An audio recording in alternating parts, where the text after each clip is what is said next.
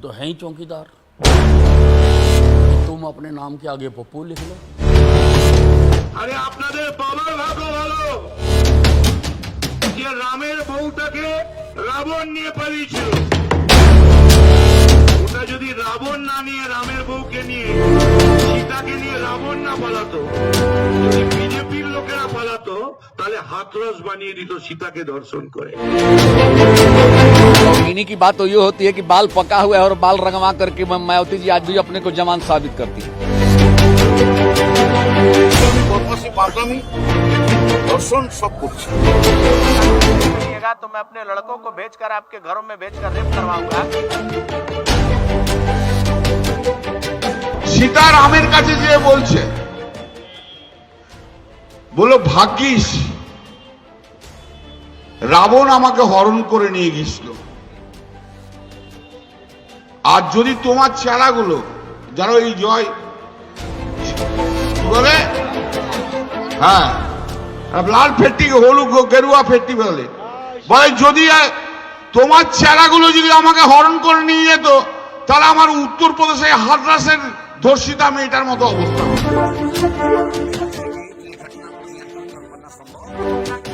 एक बार बीजेपी का गवर्नमेंट आन दे, तेरे को, तेरे भाई को, तेरा पूरे एमआईएम पार्टी को मेरे जूते के पास लगा दो, मेरे जूते के नीचे लगा दो।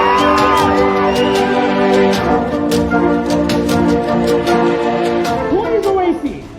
Owaisi is Muhammad Ali Jinnah's new avatar. वो जिस टाइप के जो इस टाइप के बात बोलती है वो हो सकता है सेक्स वर्कर हो सकता है। नमस्कार, मैं शेषनाथ। स्वागत है आप सभी का खबर समय लाइव पर। राजनीति के मंच पर बयानबाजी की तविश लगातार बढ़ते जा रही। राजनीति के रण में माननीय नेतागण शब्दों का या शब्दों की मर्यादा को तार तार कर रहे हैं। वैसे खुले मंच से ऐसे माननीयों से जनता उम्मीद भी करे तो क्या करे, अपने कार्य गिनवाने या विरोधियों के कार्यों का लेखा जोखा तो ये रखते नहीं। फिर बेचारे इन बिगड़े बोल नेताओं की क्या गलती है। अब तो मुकाबला इस बात का हो गया है कि कौन अपने विरोधियों को कितना नीचा दिखा सकता है, कौन शब्दों की मर्यादा का कितना ज्यादा उल्लंघन कर सकता है। यह माननीय कई ऐसे विशेषणों का प्रयोग करते हैं जिसे हम बोलने में भी असमर्थता जता रहे हैं। हमारे ही द्वारा नौकरी पर रखे गए कुछ माननीयों के मिस्री बोल लगातार वायरल होते जा रहे हैं और यह माननीय सादगी का चोला पहनकर जनता को बेवकूफ बनाने में कोई कसर नहीं छोड़ रहे। राजनीति के गलियारों में इस तरीके से अमर्यादित होकर कटाक्ष करना अब फैशन सा बन पड़ा है। क्या सत्ता पक्ष, क्या विपक्ष फैशन के इस रैंप पर अपनी भाषाई पकड़ का जमकर प्रदर्शन कर रहे हैं। खासतौर पर जब माहौल चुनाव का हो, 2019 का लोकसभा चुनाव हो, बिहार विधानसभा चुनाव या फिर हैदराबाद जैसे निकाय चुनाव और अब तो बंगाल में भी चुनावी डुगडुगी बजने के पहले ही कुछ माननीय नेताओं के मीठे और प्यारे बोल वायरल होने लगे हैं। विडंबना देखिए कि ये माननीय 5 साल के लिए इस नौकरी पर रखे गए थे, उसके बारे में कुछ बताते नहीं, अपने काम का लेखा जोखा दिखाते नहीं और गैर जरूरी मुद्दों को हथियार बनाकर जनता के बीच खड़े हो जाते हैं। वैसे राजनीति में ऐसा नहीं है कि यह सारी अमर्यादित भाषाओं का प्रयोग अभी स्टार्ट या शुरू किया गया। एक समय लालू प्रसाद यादव ने भी हेमा मालिनी के ऊपर टिप्पणी की थी और कहा था कि बिहार की सड़कों को उनके जैसा सुंदर बना देंगे। फहरिस्त लंबी है। बीजेपी की साध्वी प्रज्ञा, समाजवादी पार्टी के आजम खान, बीजेपी के ही साक्षी महाराज, तृणमूल कांग्रेस के कल्याण बनर्जी और मदन मित्र जैसे कई नेता हैं अलग अलग दलों के, जो लगातार बीच बीच में ऐसी भाषाओं का प्रयोग कर खुद को ही कटघरे में खड़ा कर देते हैं। अब इन बड़े बड़े नेताओं ने अपने अमर्यादित भाषा से कई बार हमें यह सोचने पर मजबूर किया है कि कहीं हमने इन लोगों को सत्ता का स्वाद चखाकर इनको प्रतिनिधि बनाकर कुछ गलत तो नहीं किया। शौकीनी की बात तो ये होती है कि बाल पका हुआ है और बाल रंगवा करके मायावती जी आज भी अपने को जवान साबित करती है। जो बाल पका हुआ है, 60 वर्ष की उम्र हो गई लेकिन सब बाल काले हैं, इसको कहते हैं बनावटी शौक। बनावटी शौक उसको मायावती बनावटी शौक वाली है, वो फेशियल रोज कराती हैं, बाल काला करवा ली है। हमने अपने नाम के आगे चौकीदार लिखा है तो कुछ लोगों को बहुत एतराज हो रहा है। हम तो हैं ही चौकीदार। भाई तुम अपने नाम के आगे पप्पू लिख लो। বিজেপির লোকজনরাই এরকম করছে, ওই মাথায় গেরুয়া ফেট্টি বাঁধছে আর জয় শ্রীরাম বলছে, গুন্ডামি বদমাশি বাঁধরামি ধর্ষণ সব করছে তাদের বিরুদ্ধে। जिस पार्टी के नेता, जिस पार्टी के सांसद खुलेआम मंचों से ये बात कहते हैं कि आप तृणमूल कांग्रेस नहीं करिएगा तो मैं अपने लड़कों को भेजकर आपके घरों में भेजकर रेप करवाऊंगा, उस पार्टी के नेता के मुंह से ये शब्द अच्छे नहीं लगते हैं। সীতা রামের কাছে যে বলছে, বলো ভাগ্যিস রাবণ আমাকে হরণ করে নিয়ে গেছিল, আর যদি তোমার চেলাগুলো যারা ওই জয় কি বলে, হ্যাঁ লাল ফেট্টিকে হলুদ গেরুয়া ফেট্টি বলে, বলে যদি তোমার চেলাগুলো যদি আমাকে হরণ করে নিয়ে যেত তাহলে আমার উত্তরপ্রদেশে হাথরাসের ধর্ষিতা মেয়েটার মতো অবস্থা। मैंने अपने बचपने में, मेरी उम्र 13-14 साल की थी, तो हैदरगुड़े के घर के पास आरएसएस वाले ग्रुप में आकर पुकारते थे कि ओवैसी खबरस्तान या पाकिस्तान। आज भी मेरे कानों में वो नारे गूंजते हैं। मैं नहीं चाहता हूं कि मासूम बच्चों की, इनके मेमोरीज को खराब किया जाए, मगर बीजेपी नफरत फैलाना चाहती है, घरों में तोड़ना चाहती है। अरे तुम क्या बात करोगे? तुम तो मस्जिद तोड़ने वाले, हम तो मंदिर के लिए 10 करोड़ का मुतालबा करें। एक बार बीजेपी का गवर्नमेंट आन दे, तेरे को, तेरे भाई को, तेरा पूरे एमआईएम पार्टी को मेरे जूते के पास लगा दो, मेरे जूते के नीचे लगा दो। আরে আপনাদের বাবার ভাগ্য ভালো যে রামের বউটাকে রাবণ নিয়ে পালিয়েছিল। ওটা যদি রাবণ না নিয়ে, রামের বউকে নিয়ে, সীতাকে নিয়ে রাবণ না পালাতো, যদি বিজেপির লোকেরা পালাতো তাহলে হাতরস বানিয়ে দিত সীতাকে দর্শন করে। वो जिस टाइप के जो स्टेप के बात बोलती है वो हो सकता है सेक्स वर्कर हो सकता है, नहीं तो ऐसे बात क्यों बोलेंगे? तो सूतक लगता है। तो जिस दिन मैं गई थी उस दिन इसके सूतक लग गया था, और ठीक 1.25 महीने में जिस दिन इसको आतंकवादियों ने मारा उस दिन सूतक का अंत हो गया। और बंगाल चुनाव काफी नजदीक है, हालांकि डुगडुगी अभी बजी नहीं, पर शोर जरूर मच रहा है। ऐसे में लगातार अमर्यादित होते भाषणों के मद्देनजर हमने बात की सिलीगुड़ी के कुछ युवा नेताओं से और जानने की कोशिश की कि क्या वो अपने नेताओं की इन बातों से अवगत हैं, और अगर नहीं तो उनका क्या कहना है, आप भी देखिए। रोहित जी, आपको क्या लगता है आजकल जिस तरीके से राजनीतिक मंचों से खुले तौर पे अलग अलग दलों के राजनेता, जिसमें स्वयं आपके दल के भी कई नेता शामिल हैं, यहाँ तक कि बड़ी बड़ी नेशनल पार्टियां भी शामिल हैं, राजनेताओं के जो बोल हैं वो लगातार बिगड़ते जा रहे हैं। कई बार अमर्यादित भाषा का प्रयोग हो रहा है, व्यक्ति विशेष के ऊपर टिप्पणी की जा रही है, और यहाँ तक कि अब इस खेल में भगवान को भी जोड़ दिया गया है।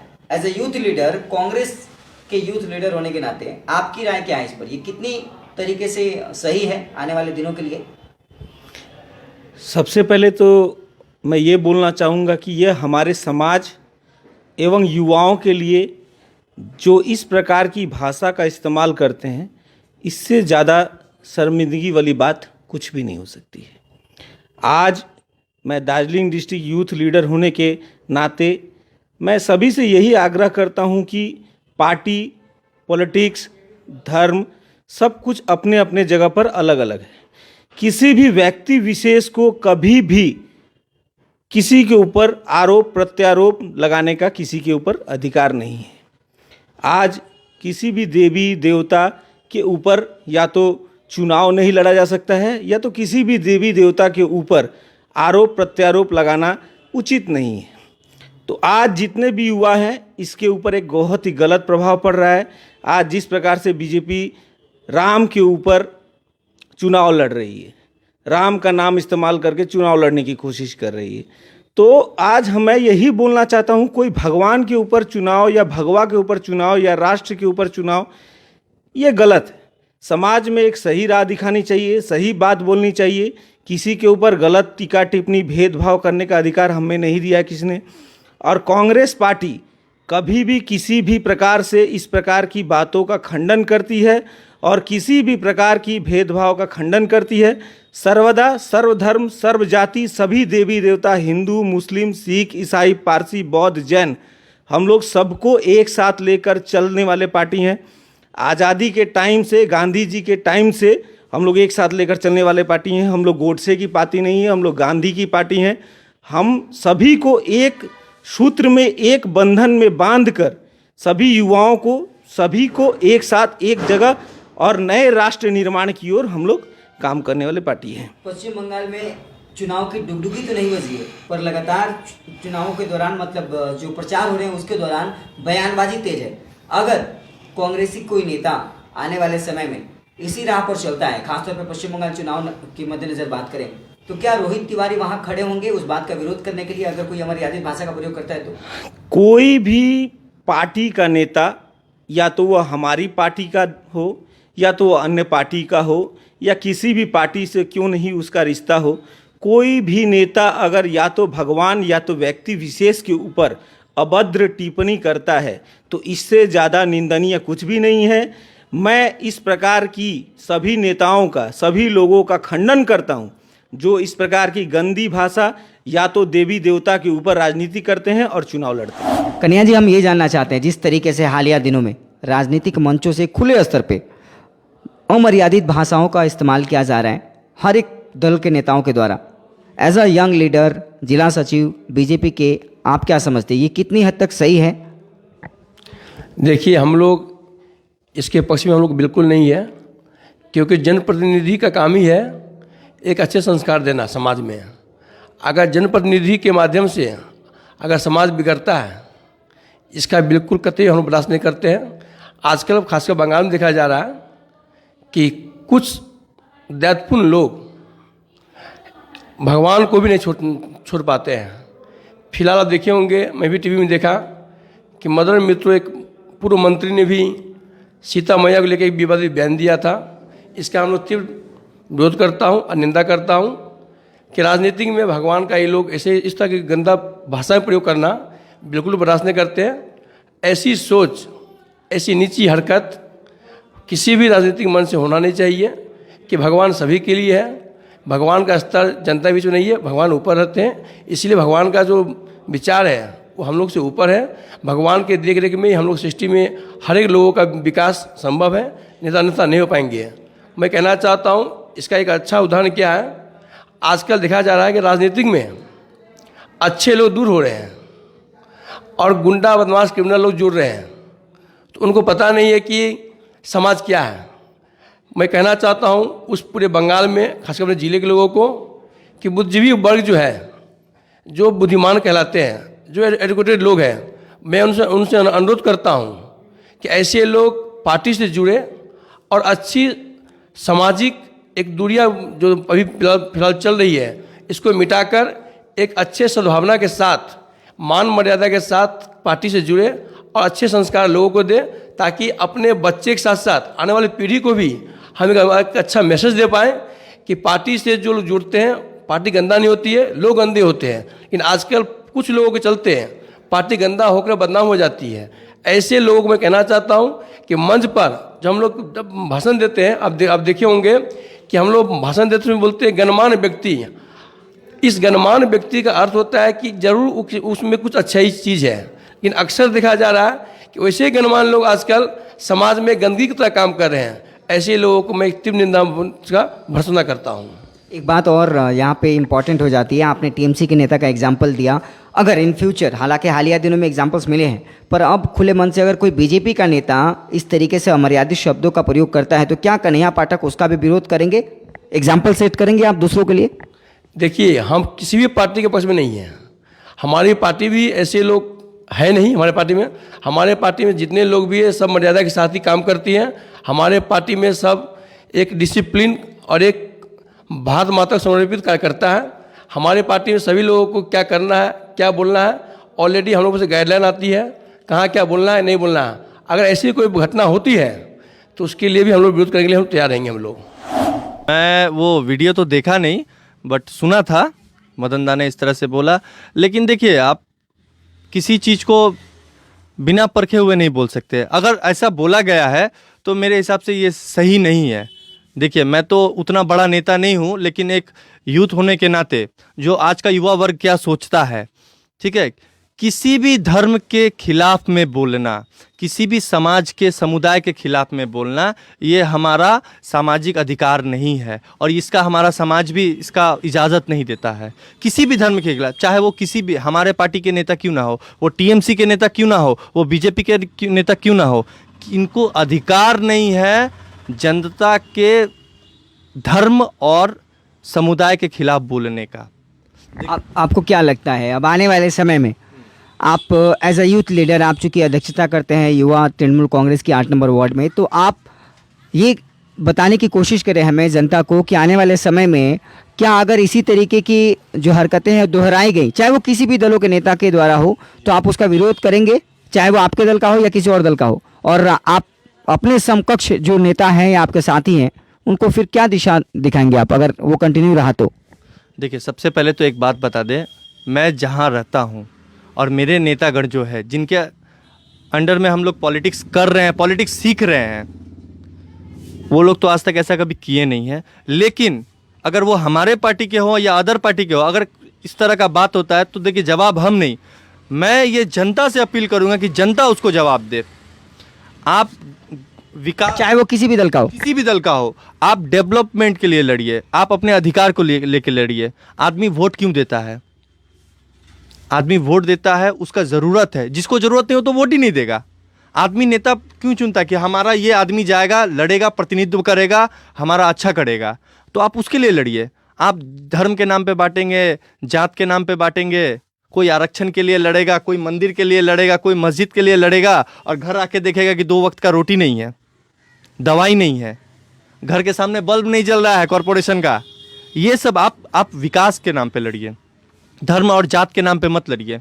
रहना सबको भारत में ही है, हम लोग भारत के वासी, हम लोग मिलजुल कर, हमारा इतिहास है, सबसे बड़ा लोकतंत्र हम लोग को बोला जाता है, गणतंत्र है हम लोग का, और इस पे विश्वास रखिए। धर्म और जात के आधार पे मत लड़िए। और नेता लोग को भी ये चेतावनी दे देता हूँ, खासकर हमारे यहाँ पे, अगर कोई नेतागण इस तरह का करता है तो इसका जवाब हम नहीं, जनता उनको देगी और मुंह तोड़ जवाब देगी।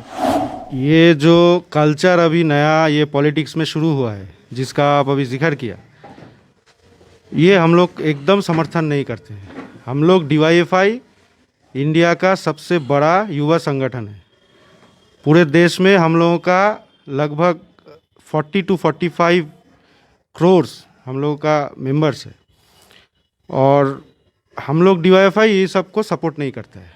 पॉलिटिक्स में एक कल्चर होना चाहिए, हम लोग ये मानते हैं। हम लोग डिफरेंट ओपिनियन में हो सकते हैं, पॉलिटिकली डिफरेंट पार्टी होंगे, डिफरेंट यूथ ऑर्गेनाइजेशन होंगे, उसके अलग अलग आइडियोलॉजी है, अलग अलग नज़रिया से अलग अलग एक इशू को हम लोग देखता है, लेकिन पॉलिटिक्स का एक कल्चर होना चाहिए। जो हमारा देश का, हिंदुस्तान का जो ट्रेडिशन है, हिंदुस्तान का जो कल्चर है, उसको बरकरार रखना चाहिए। यही हम लोग DYFI मानते हैं। लेकिन अभी ये TMC के कुछ नेता, अभी ये BJP के कुछ नेता, ये लोग जो कर रहा है ये एकदम ठीक नहीं चल रहा है। हम लोग इसका विरोध करते हैं। और ये सब करके जो हो रहा है, मूल बेसिक जो इश्यूज़ है, जैसे काम का इश्यूज़, बेरोज़गारी का जो प्रॉब्लम है, ये अभी इंडिया का सबसे बड़ा प्रॉब्लम है। इसको लेके कोई नेता लोग कुछ नहीं बोलता है, सिर्फ झूठा आश्वासन देके ये लोग राजनीति कर रहे हैं। आपको क्या लगता है, TMC के बड़े नेता हो या BJP के बड़े नेता हो, जैसा आपने दोनों का नाम लिया, आपको लगता है कि कहीं ना कहीं जो आधारभूत मुद्दे हैं, जो आप बोल भी रहे थे, बेसिक जो मुद्दे हैं, उनको भुनाने की कोशिश की जा रही है इन नारों को देकर के, या फिर ऐसे ऐसे शब्दों का प्रयोग करके, ताकि लोग उसी में उलझे रहें और असली बात निकल जाए? एग्जैक्टली यही तो बात है। ये BJP हो या TMC हो, हम लोग तो बोलते हैं ये तो एक ही है, एक ही कॉइन का बोथ साइड है, BJP और TMC। पूरे देश का और हमारा स्टेट वेस्ट बंगाल का जो युवा पीढ़ी है, उसके साथ लगातार धोखाबाजी चल रहा है।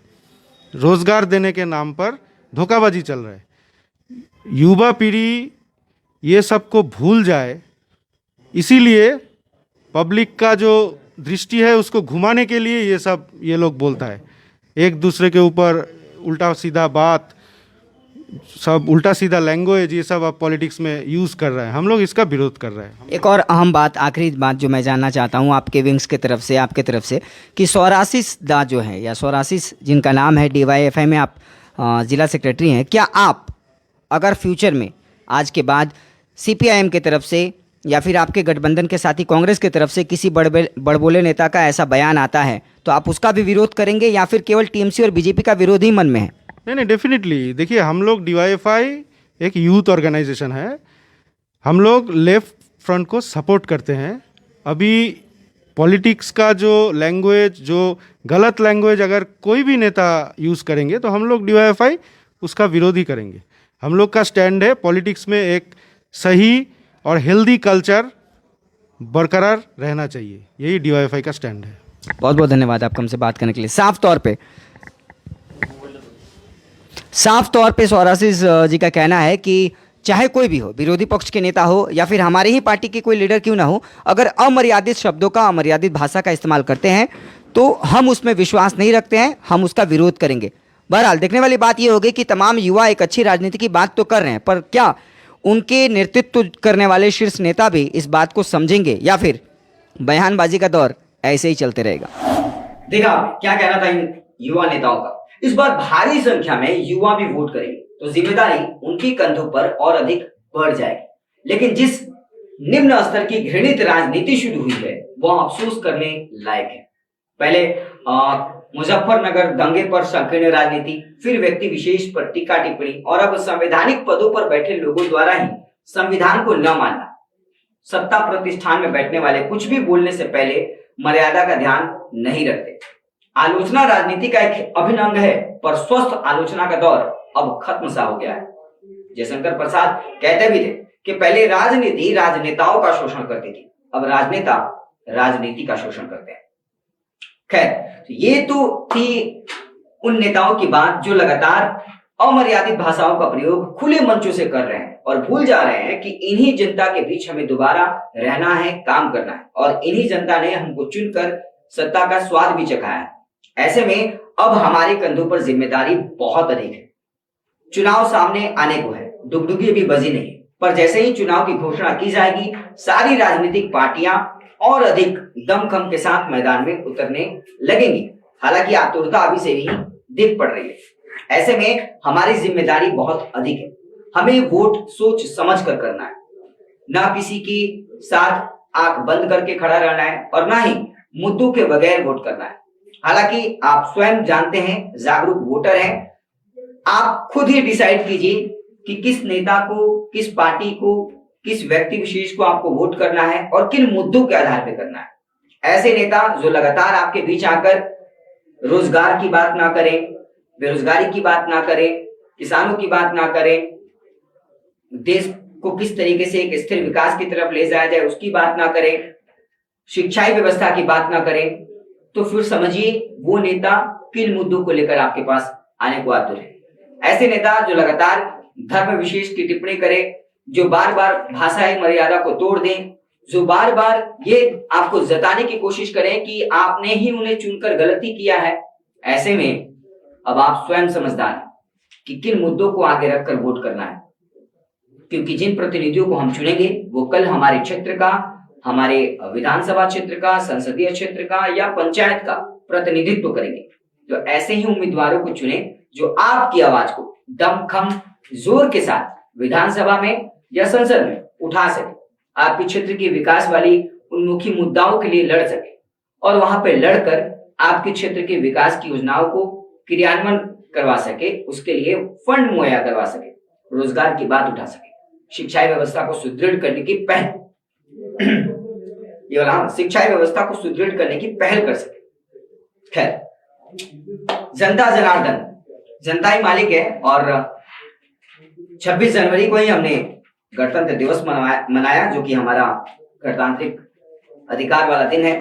ऐसे में हम सबके पास अधिकार है अपने मतों का अपने हिसाब से प्रयोग करना। आप स्वयं अपने मत का प्रयोग करें, पर इन सारी बातों को जहन में जरूर रखें। जब आप वोट करने जाएं तो आप जहन में रखें कि किन मुद्दों पर आपको वोट करना है। तो ये थी खास पेशकश उन नेताओं के ऊपर जो लगातार खुले मंच से अमर्यादित होकर भाषाई व्यवस्था को या भाषाई तरीके से तार कर रहे हैं, खुद का लेखा जोखा न देकर या विरोधियों के कार्यों का लेखा जोखा न बताकर केवल कुछ एक ऐसे मुद्दों की बात कर रहे हैं जिससे जनता का ध्यान भटकाया जा सके। बहरहाल डिसीजन आपके हाथ में। लगातार ताजा अपडेट्स पाने के लिए, खबरों के साथ जुड़े रहने के लिए देखते रहिए खबर समय। हर समय खबर में। धन्यवाद।